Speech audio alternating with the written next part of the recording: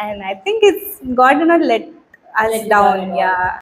And born Christians, they have a different set of journey. It's Yeah. actually very difficult. Like even when I take the youth group, Hmm. it's I can't just say God loves you. They all know God loves you, but Yeah. the idea of yes, God loves me even when they're down, Yeah. to even when they have self hatred, to use that idea of God still loves me to pull them up. It's a bit different. Yeah. Because it's very normalized. Ah, yeah, I know God loves me. Yeah, And correct, so, correct.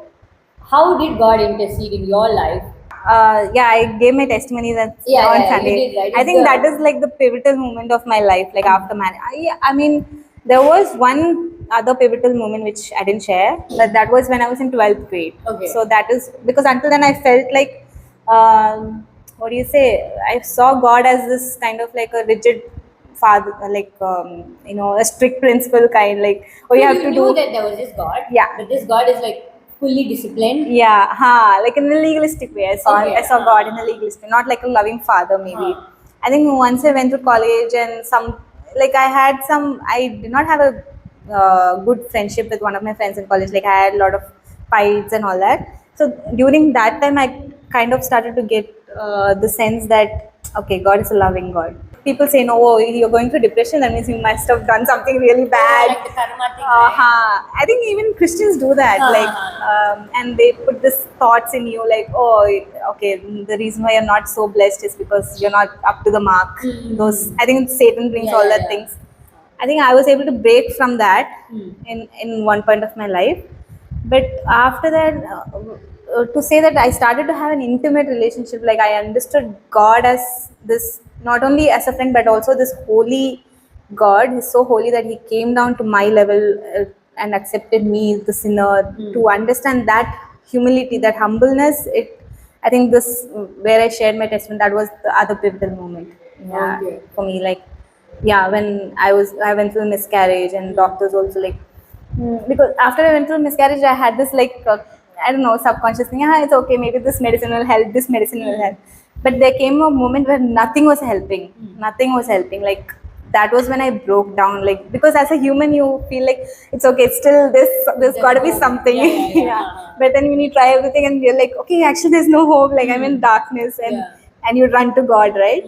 So yeah, I felt guilty. I was like, okay, am I that bad that I'm coming to God as like a last resort, like a last hope?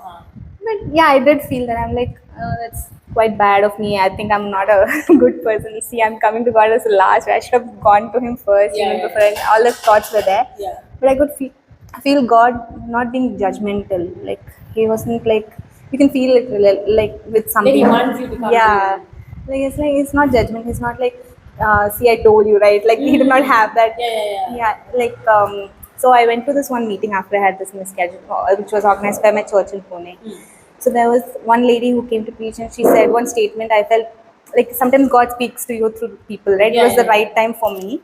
She said sometimes God is silent when you're going through grief. If somebody dies and if somebody is going through grief, you don't go to them and talk to them and say, hey, it's okay, it's this. Sometimes you just have to sit with them when they're crying. And so I felt that period of silence from God. And I realized God is actually sitting and mourning with me. He's not like, he's not pushing me, or he's not saying, hey, I told you, right? You should have done this, you should have prayed then, you should have. He's just sitting with me and silently mourning with me. I could feel that silence from God, like so silent, no answer, nothing. I'm praying, I'm not hearing anything, I'm not feeling anything. And his God is just sitting with me. He's understanding, okay, you're mourning. I understand you're in that mourning period. I won't say a word, just I'll be with you. Yeah, that's all.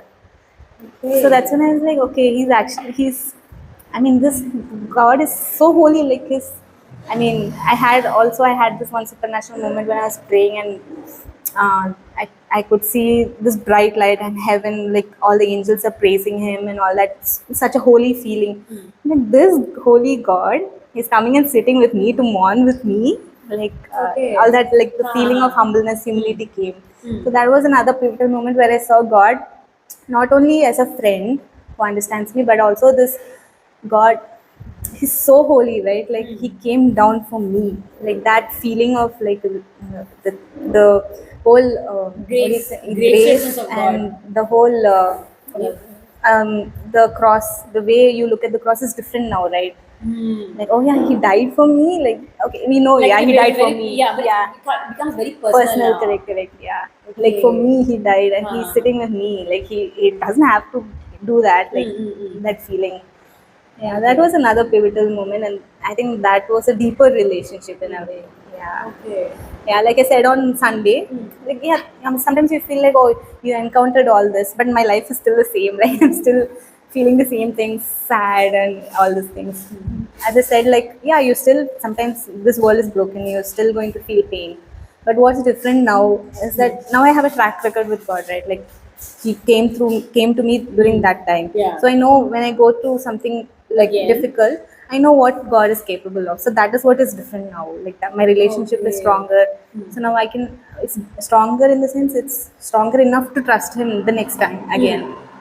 Okay. So yeah, so that gives you a little bit of motivation, interest to read the Bible, to pray, like doing ministry out of love for God, not because you have to do it Yeah, because yeah, you're a yeah. Christian, but doing it because yeah, I actually want to do Spend something for time this with God God. because He helped me in this time. Like out of that, yeah, yeah, Okay. that started after this period only.